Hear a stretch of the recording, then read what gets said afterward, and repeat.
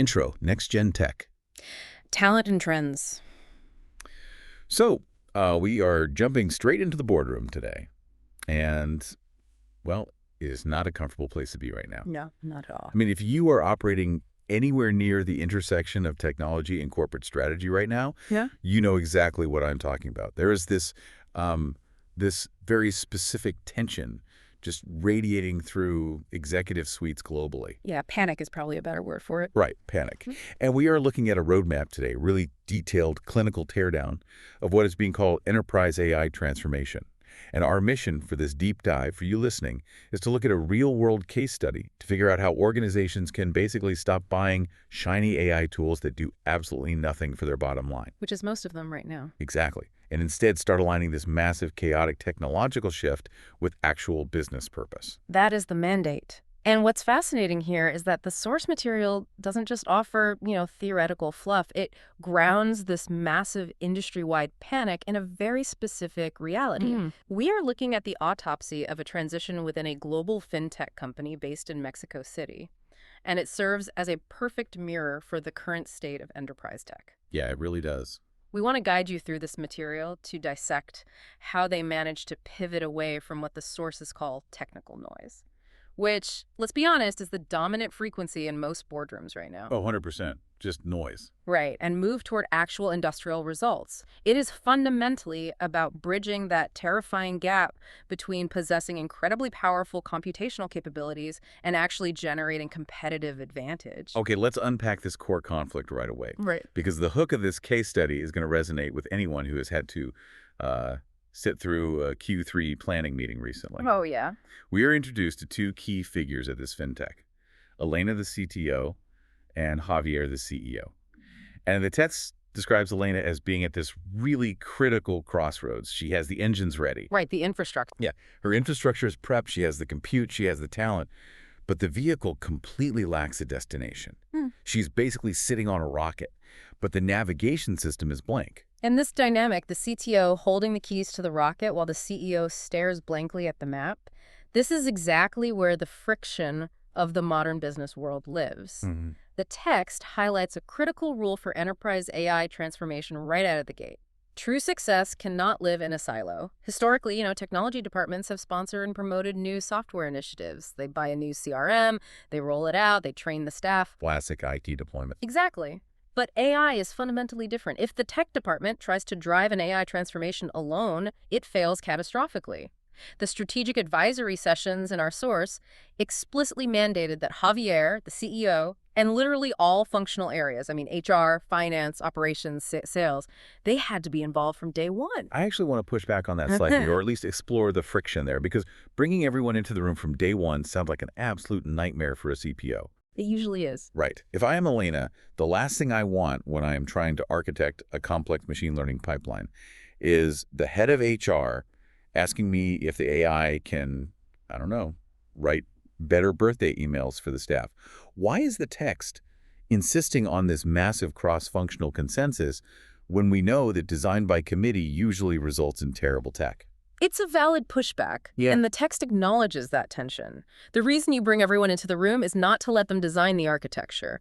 You bring them into the room to establish consensus on the core purpose of the business. Capital P, purpose. Okay. Elena cannot know what data to prioritize, what models to train, or what latency is acceptable unless she knows exactly what the business is actually trying to achieve. So it's about intent. Right. Is the goal to reduce operational overhead by 20%? Is the goal to capture a new demographic in the LATAM market? Without that cross-functional alignment on intent, Elena is just building a very expensive hammer and wandering the halls looking for a nail. Which brings us directly to Javier's headspace. And this is where the source material introduces an analogy that is just too good to ignore. Javier, looking at the massive capital expenditure required for this AI rollout, is gripped by a deep sense of unease. Understandably. Yeah. He says that investing in AI right now feels like driving a high-performance race car through dense fog. He has massive horsepower at his disposal, but absolutely no clear signs of where to turn the wheel. It is the defining executive anxiety of this decade. Mechanically, the analogy is flawless. A race car represents unprecedented velocity and potential. It can outmaneuver the competition. But the fog. But dense fog represents a total lack of market visibility. You don't know where the track curves, you don't know where the regulatory walls are being built, and you don't know where your competitors are positioned. Right. Massive horsepower, zero visibility. And Javier articulates his specific fear in the text. He says, Elena has the engine ready, but I don't know if we're racing toward the finish line or toward a cliff of technical debt.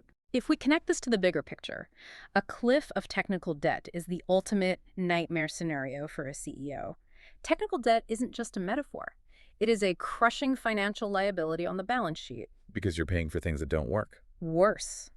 When a company builds complex technology without a rigid business strategy, they lock themselves into expensive maintenance cycles. They have proprietary vendor contracts and specialized talent requirements for tools that do not actually serve the core business model. Driving off that cliff means you have spent $50 million to become fundamentally less agile. And for you listening, think about how relatable Javier's unease is.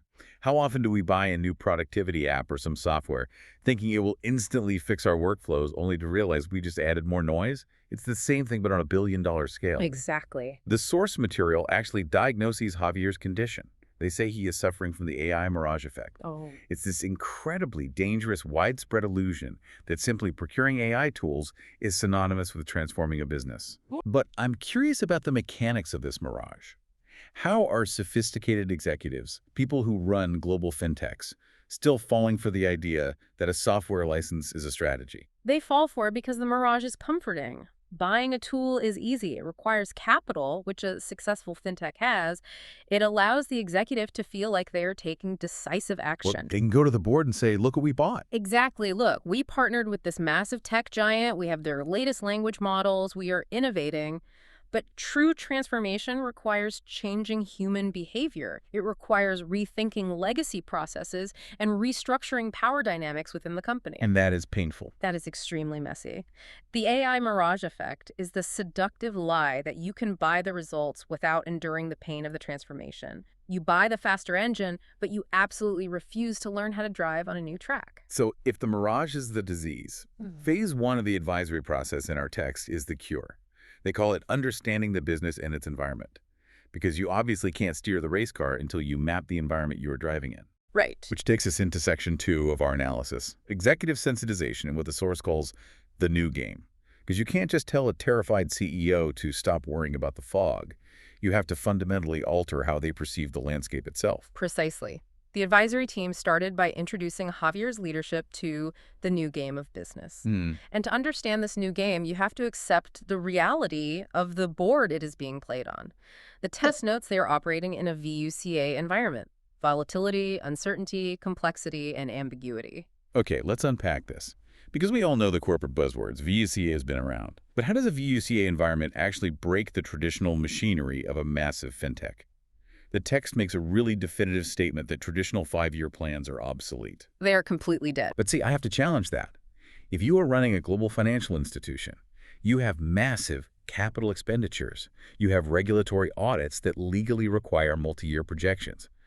How does a CFO model a budget or satisfy a regulatory body if you just declare, sorry, the world is too volatile, we aren't planning past next quarter? This raises an important question about the difference between financial forecasting and operational rigidity. The text isn't suggesting that Javier stops projecting revenue or stops managing capital reserves. Okay. What is dead is the rigid, top-down, 5-year product and technology plan. You cannot lock your engineering teams into a 60-month roadmap to build a specific monolithic architecture when the underlying AI capabilities are literally doubling every 8 months. That makes sense. If you wrote a 5-year tech plan in 2021, by 2023, generative AI rendered half of your assumptions completely irrelevant.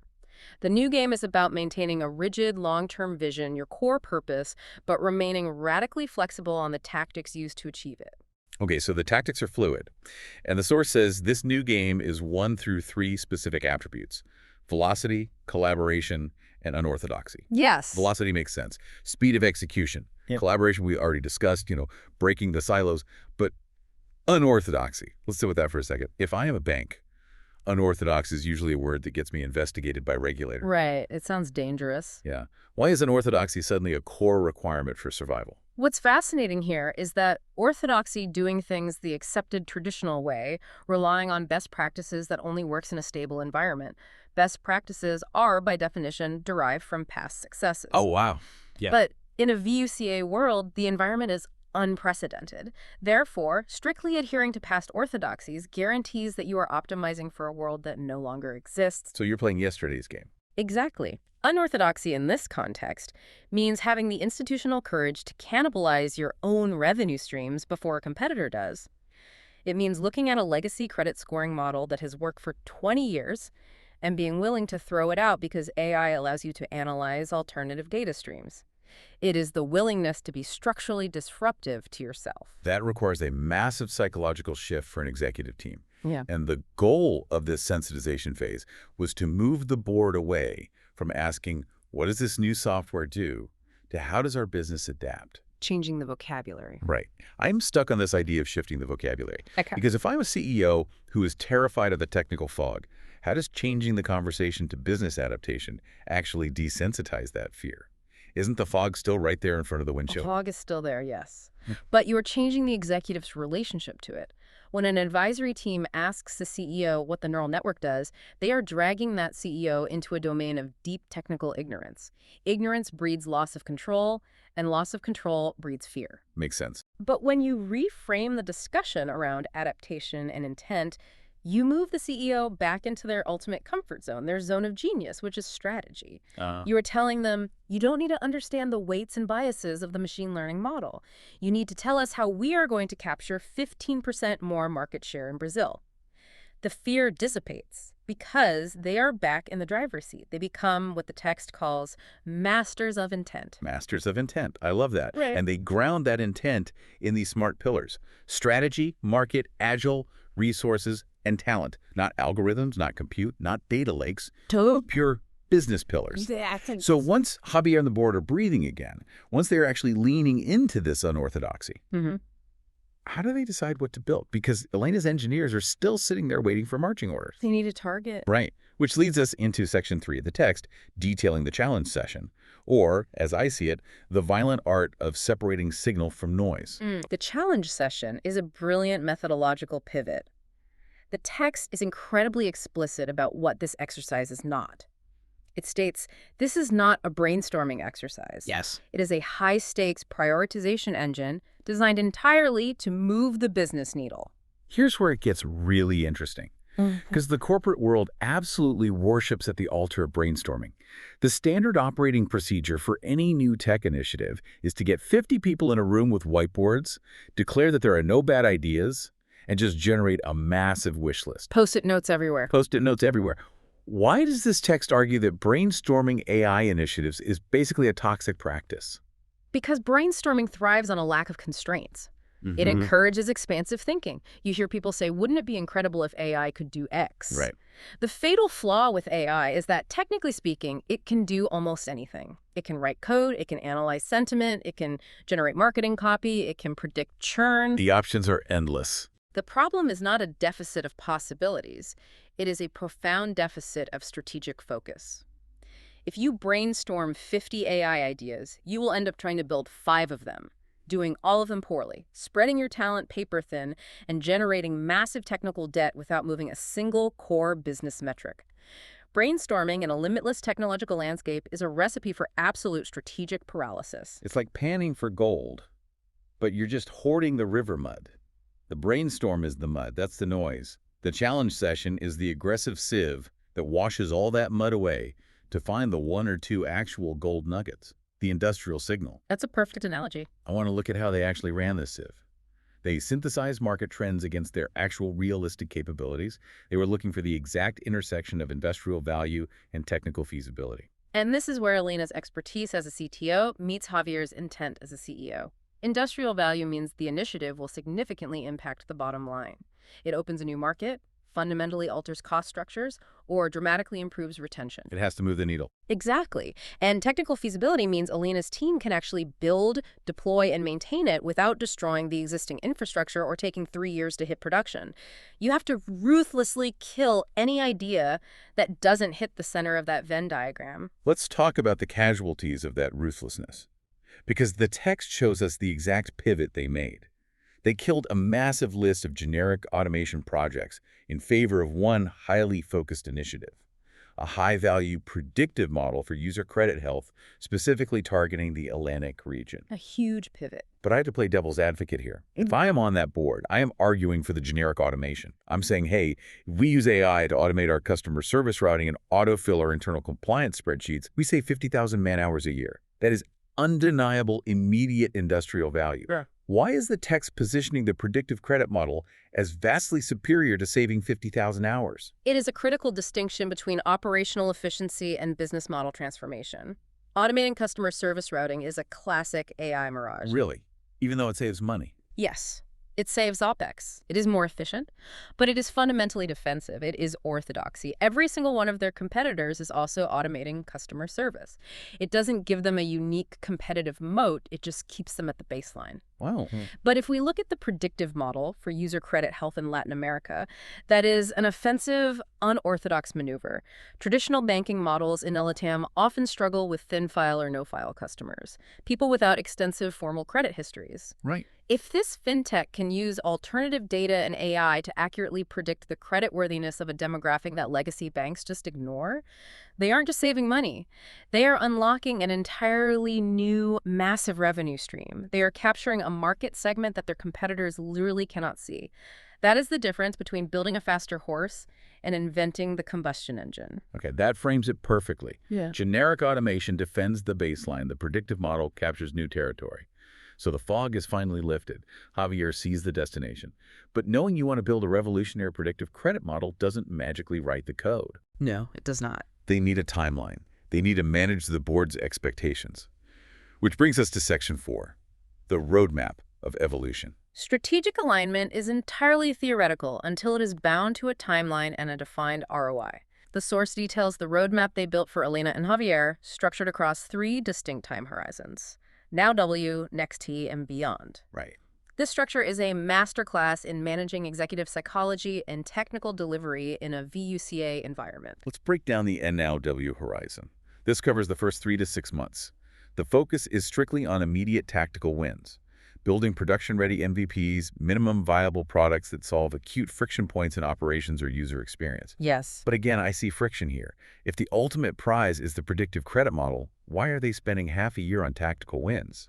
And furthermore, in a highly regulated industry like fintech, the concept of a minimum viable product is genuinely terrifying. It sounds risky. You can't just release a buggy MVP that accidentally approves fraudulent loans to see what happens. How do you balance the need for speed in the NRW phase with the realities of enterprise compliance? You've hit on the exact tension that kills most enterprise agile transformations. To answer the first part, you must spend the first 3 to 6 months on immediate wins because, in a volatile corporate environment, patience is a luxury you do not have. The board wants results. Exactly. If the AI squad goes dark for 18 months to build the perfect credit model, the CFO will cut their funding in month 9 because they haven't seen a return. Securing a tactical win in month 3 proves the capability of the team, generates measurable ROI, and buys the political capital necessary to fund the long-term vision. Okay, that makes sense. Political capital. As for the MVP in fintech, an MVP here does not mean buggy. It means narrowly scoped. You don't roll out the predictive model to the entire LATAM market on day 1. Your MVP might be running the AI model silently in parallel with the legacy system for a single low-risk loan product in a specific geographic micromarket. Ah, so a shadow deployment. Exactly. You measure its accuracy against the old system without actually letting the AI make the final financial decision. You prove the thesis without exposing the core business to regulatory risk. That is brilliant. You limit the blast radius of the experiment. So assuming they nail the NW phase, they earn the right to enter the NXT phase, scoped at 6 to 12 months. The scaling phase. Yeah, the text refers to this as organizational integration, scaling the successes. But there is a phrase in this section that we need to tear apart, because it sounds like a tech utopia, but I know it is a massive headache in reality. The text says they must focus on building the tool-agnostic foundations that will support long-term agility. Tool-agnostic foundations. It is the most vital architectural philosophy in the text, and you're absolutely right, it is agonizingly difficult to execute. Exactly. Being tool-agnostic means you aren't locked into AWS or OpenAI or Google. It sounds great in a boardroom. Oh, we won't have vendor lock-in. But structurally, to achieve that, Elena's team had to build massive abstraction layers. Huge amounts of middleware. Right. They have to build middleware that translates their internal data to whatever external API they want to plug in. That adds latency, it adds massive engineering overhead, and it means they can't always use the native, highly optimized features of a specific vendor. Why is the tech insisting on this if it slows them down and costs a fortune up front? Because the alternative is existential risk. If we go back to the reality of the VUCA world, the underlying capabilities of AI models are shifting violently. If Elena hardcodes her entire predictive credit model directly into the proprietary ecosystem of vendor A, and 6 months later, vendor B releases a model that is twice as accurate and half the cost, she is trapped. She can't move. She cannot migrate without tearing down the entire infrastructure. Building a tool-agnostic foundation, yes, it requires painful abstraction layers, and yes, it requires more upfront engineering, but it is the ultimate insurance policy. Future-proofing. Right. It separates the business logic from the specific compute engine. It means that when the technological landscape shifts, Elena can simply swap out the underlying model while the core business applications continue functioning seamlessly. It is the architectural embodiment of unorthodoxy. It is the cost of agility. You pay for it in middleware, but you survive the paradigm shift. And for you listening, think about how that applies to your own workflow. That survival allows you to reach the beyond phase, which is 1 to 3 years out. The final horizon. This is business model transformation. This is where that predictive model scales across all of LATAM, creates new revenue streams, and forces competitors to scramble. What's fascinating here is how the roadmap acts as a psychological scaffolding. The NW phase builds trust through quick wins. The next T phase builds resilience through tool-agnostic architecture. The beyond phase delivers industry disruption. You cannot leap to disruption without first building trust and resilience. Okay, let's unpack section 5, tactical deployment. Because you can have the most beautiful NW, Next D, Beyond roadmap in the world, but if the wrong people are driving the car, you're still going off the cliff. Execution is everything. As part of Phase 1, Javier's team had to identify champions to lead these AI squads. And the criteria they use is a massive departure from standard tech industry hiring. They're not looking for the 10x developer. They're looking for high-potential leaders with resilience, radical ownership, and architectural judgment. Yes. The text specifically states these aren't necessarily your best coders, but your best orchestrators. This represents a profound, uncomfortable shift in tech talent strategy. For the last 20 years, the hierarchy in IT has been dictated by coding proficiency. The person who could write the most elegant, performant code was promoted to lead the team. But enterprise AI transformation flips that dynamic entirely. The sheer act of writing code is rapidly becoming commoditized by AI itself. Generative models can spit out boilerplate code, write basic scripts, and optimize queries. The bottleneck is no longer code generation. The bottleneck is intent translation. I want to focus on the tension that creates. Imagine being Elena. You have a senior engineer who has been at the company for 8 years, who knows the legacy code base inside and out, and you have to tell them that they are not leading the AI initiative. It's a tough conversation. Instead, you are giving the reins to an orchestrator who maybe hasn't pushed a commit to production in 3 years, but has great architectural judgment. That is going to cause a revolt in the engineering department. Why does architectural judgment trump coding skills so heavily here? Because the orchestrator understands the entire symphony, while the coder is focused on a single instrument. A champion with architectural judgment can look at the mandate, we need a predictive credit model for unbanked users in LATAM, and orchestrate the right beta pipelines, navigate the compliance protocols, design the user feedback loops, and string together the correct AI models. You see the whole board. Exactly. They don't need to write the Python script themselves. They need to ensure the Python script is actually driving the business metric. That requires radical ownership, taking absolute responsibility for the commercial outcome of the technology, not just ensuring the code compiles successfully. And to enforce that radical ownership, the advisory team tied the North Star vision to strict OKRs, objectives and key results. And here's the golden rule from the text. This is the sentence that stops the technical debt cliff from ever forming. No code is written unless it serves a key result. If every company enforced that single rule, billions of dollars would be saved annually. Think about how much enterprise software is built simply because a developer thought a new framework was interesting or because a middle manager wanted a vanity dashboard. So much wasted time. By instituting a hard block, no code, without a verified business. Key result, you instantly kill feature creep. You align the daily actions of the engineering squad directly with the intent of the CEO. Which brings us to the moment the fog truly lifts for Javier. The text says he finally has a dashboard for transformation. He and Elena are speaking the same language. And Javier delivers a quote that I think completely shatters how most people view artificial intelligence. Yeah, great quote. He says, AI didn't give me the answers, it helped me ask the right questions so my team could find the way together. If we connect this to the bigger picture, this is a radical departure from the popular narrative. We are constantly sold the idea that AI is an oracle. You type a prompt, and the machine gives you the absolute objective truth. Right. The magic 8-ball. But Javier is realizing that at the enterprise strategy level, AI is not an answer machine, it is a lens.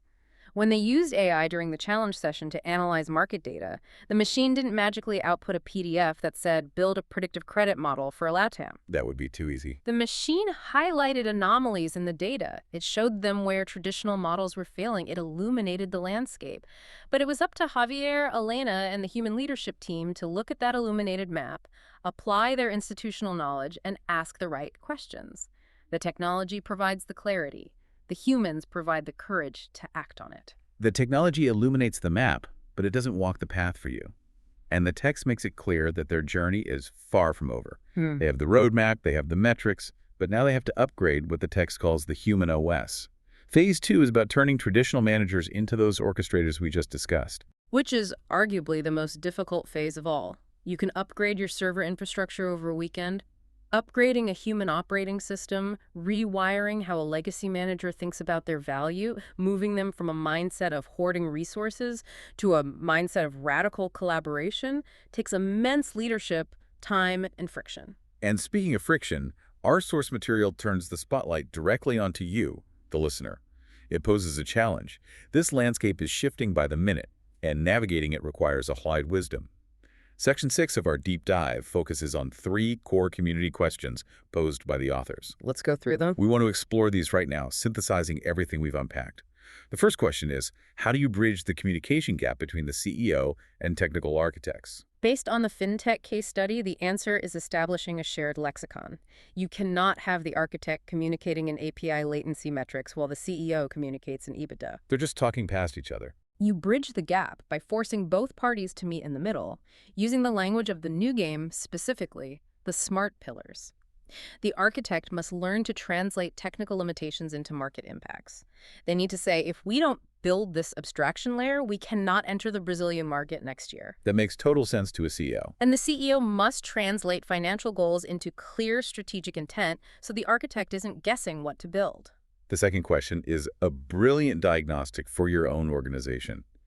In your roadmap, what percentage of effort is allocated to NW immediate wins versus beyond strategic transformation? If you're listening to this, I want you to think about your current goals.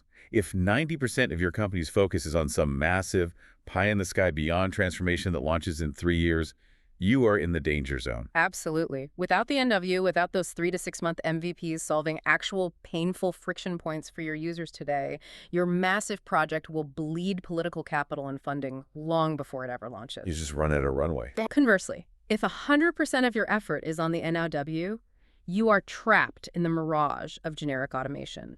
You will be ruthlessly disrupted by a competitor who had the vision to build toward beyond. The ratio requires constant, deliberate balancing. And the final question, how do you identify the champions ready to shift from code to intent? As we discussed, you stop looking at GitHub commits and start looking at crisis management.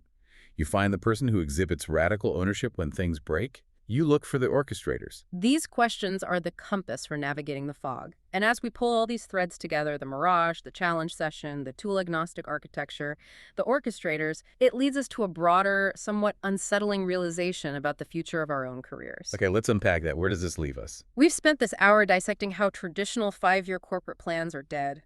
We've explored the necessity of tool-agnostic foundations and how surviving a VUCA world requires unorthodoxy and constant business model evolution. But this raises an important question that the text implies but leaves for us to deeply consider.